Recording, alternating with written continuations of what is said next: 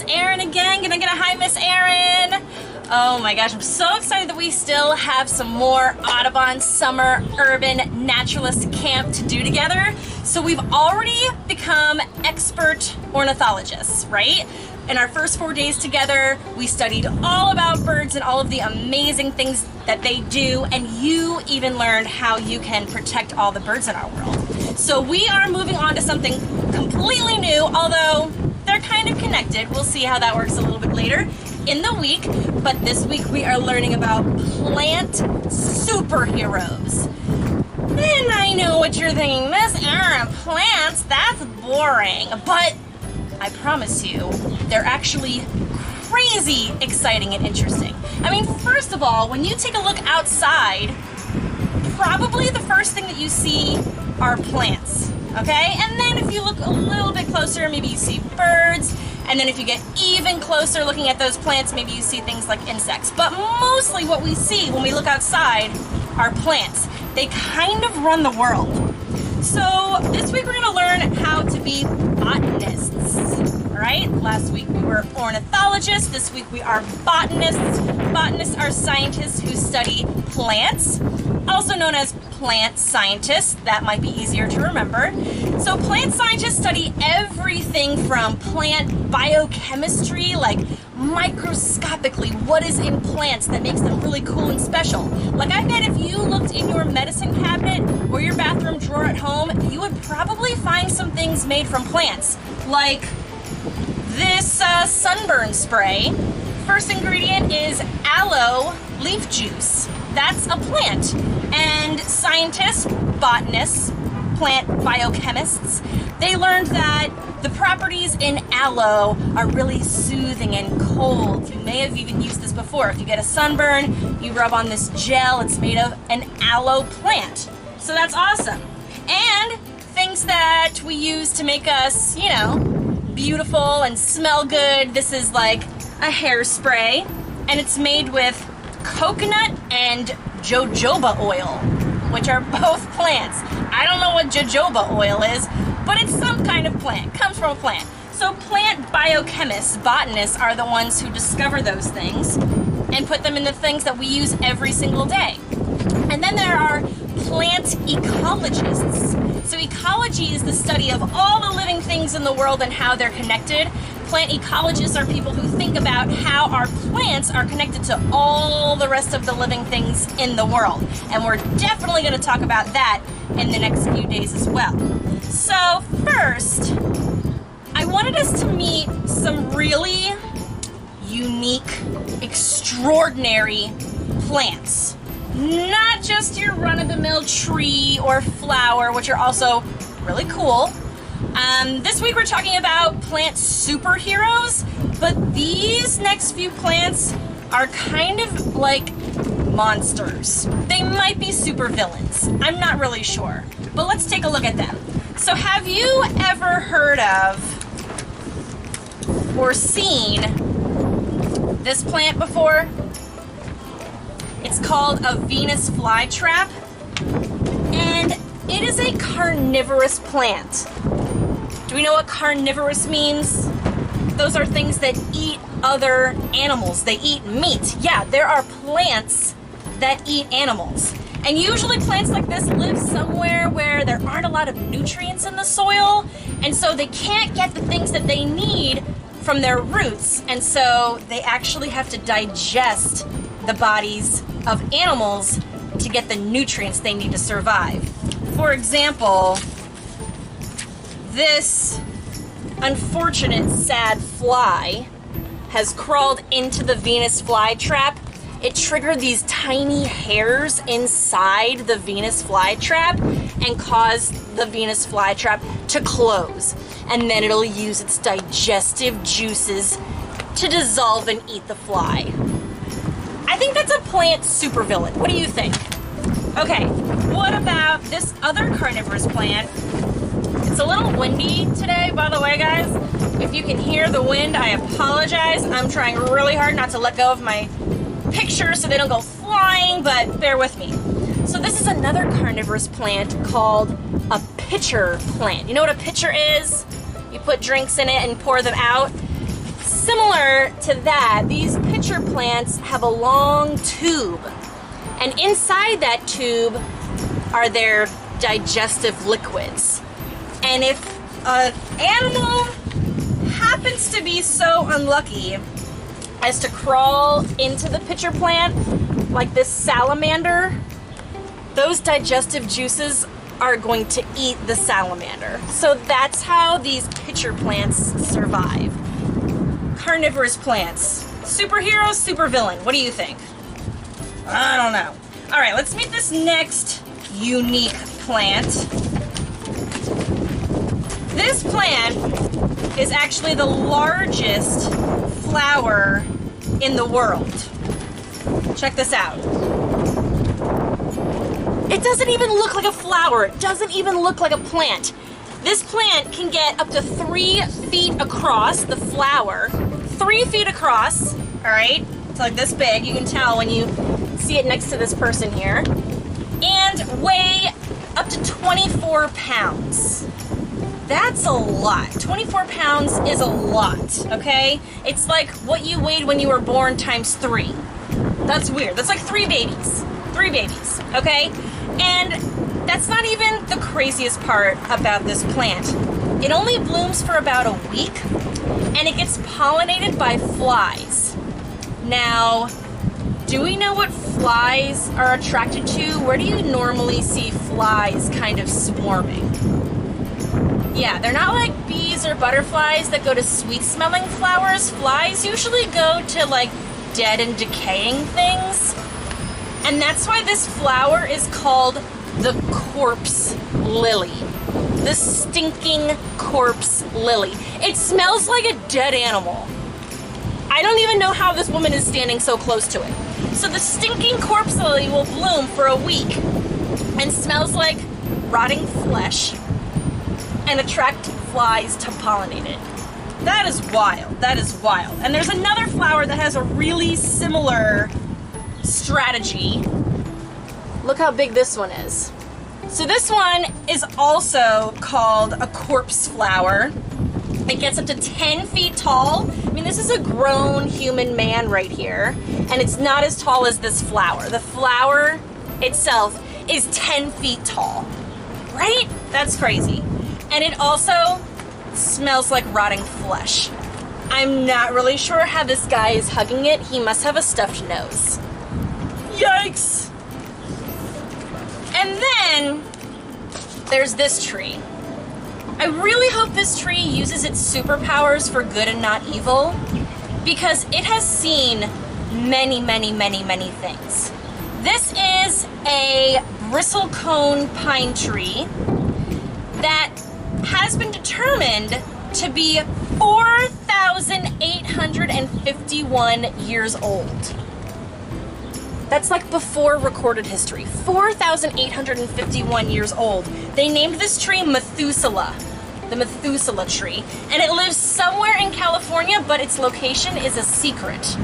Probably they don't want anyone to go and try to mess with it. It's so old. I don't know if I would mess with it. This tree has seen many things, and it might have some kind of supernatural powers that I don't want to be a part of, right? But that is crazy, all right? So all of these plants have something in common. They grow in the earth and they use the sun's energy in order to live, okay? And that's kind of a superpower in and of itself. Probably the thing that people like plants for the most is their flowers. I have my flower pen with me today. Because they're usually really pretty. Usually they don't look like meat and smell like rotting dead things, okay? Usually they're really nice to look at. And so we are actually gonna make our own flower today out of some things that you will find in your camp kit, okay? So you are going to get out your camp kit with the number 5 on it. All right, today's our 5th day together. We're starting a new week, so it's kind of like week 2, day 1, but your bag will say number 5 on it, all right? And inside your bag, you're gonna take out this paper plate, okay? Other things you can leave in there, there's a pipe cleaner, leave that in there for now. You're also going to need your scissors, okay? So hopefully you still have those from day one.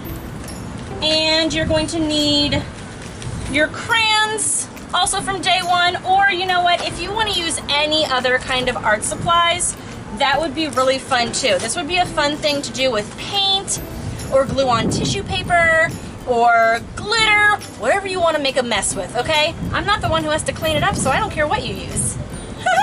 All right, so here's the first thing you're gonna do to make your flower. We are going to imagine that the center of the flower is right here in the center of the plate, and so we need to make our petals going around the outside of the flower.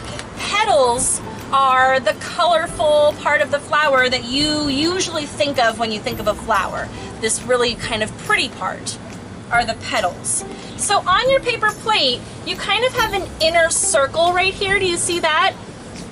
So you're gonna use your scissors and actually cut into that inner circle. Cut straight in to the inner circle just like that. Now if you want your flower to have lots of petals, like this one, then you'll have to make your cuts pretty close to each other. I'm gonna make bigger petals. Some flowers only have 5 petals. So I'm gonna make my petals a little bit bigger, which means I need to make my cuts farther apart, okay? So I'm gonna try to make one here, and then you can go around the plate just like that. So you can work along with me right now. If you need to pause and get your materials, you can always pause the video, just don't fast forward me. I'll know if you fast forward me. Just kidding, I won't. All right, so we're making our cuts for our petals. They don't have to be exact, they don't have to be perfect. If you want your petals, so I've made my cuts all the way around now. Can you see that? If you want your petals to be round, usually flower petals are kind of round on the tips. You can do that too. You just have to use your scissors to kind of cut off the corners of each petal, like I'm doing right now. I'm trying to be really careful because I don't want any of these little snippets to fly away and become litter, okay? So make sure your snippets go back into your bag and go into the trash or recycling. These are made of paper, so you could recycle them. All right, let's keep going around. I like the rounded look, and it's going to make this next part that we do look really cool.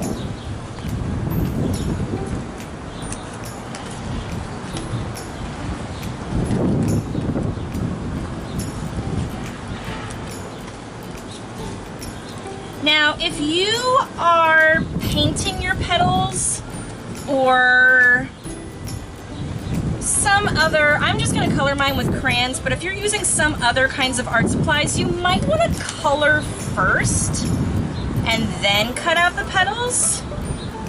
Or you can cut them out and then paint. It doesn't really matter. You do you, my friends. You do you.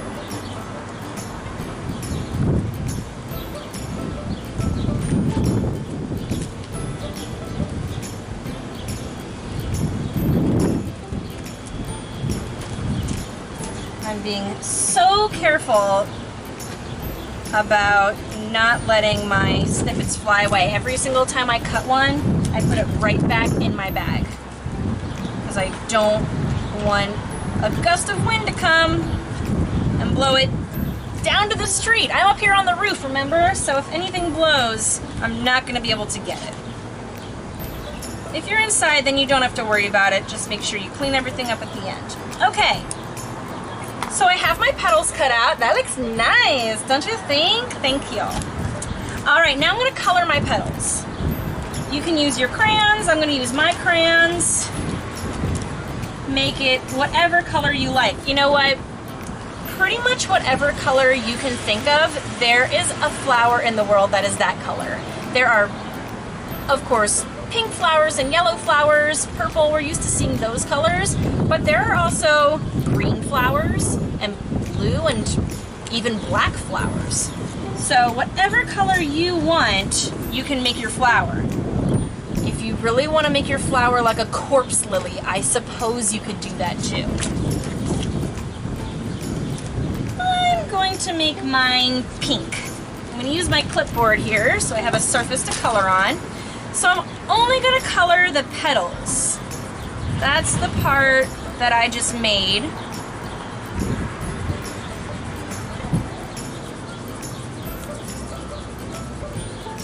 I'm going kind of fast as usual because I know some of you are going to work super fast and you'll get done before me, and then you'll be waiting, or you'll have to fast forward, which we've already talked about. And then some of you will take your sweet patient time, which is great, and if you need to pause me because I'm going too fast, that's okay.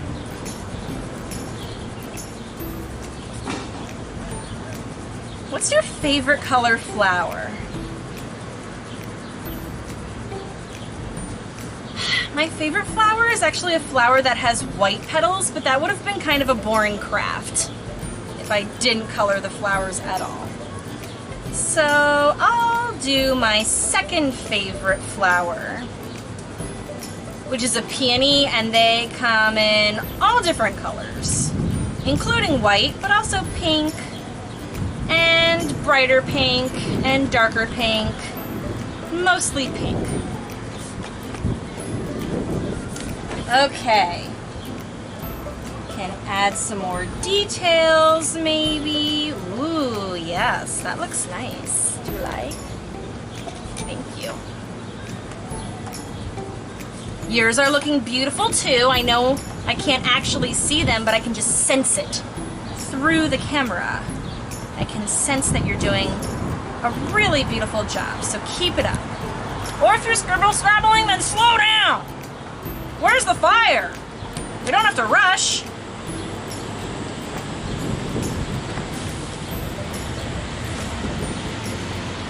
Okay.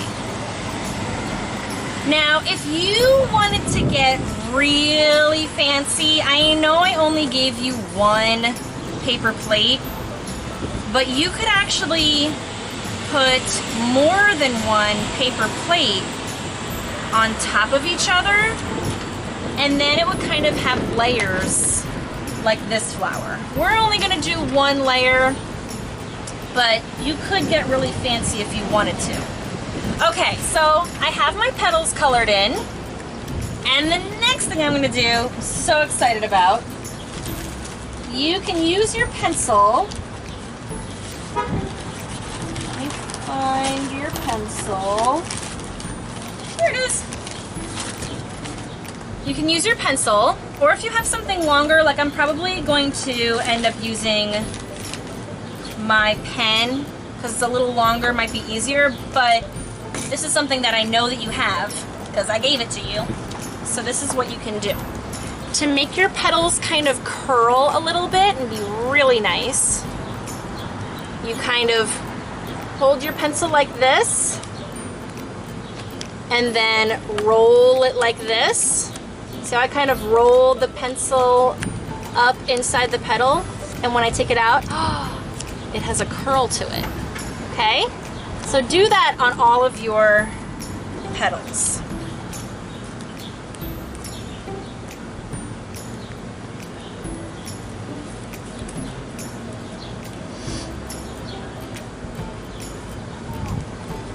So depending on what color you made your petals, your flower might attract different kinds of pollinators.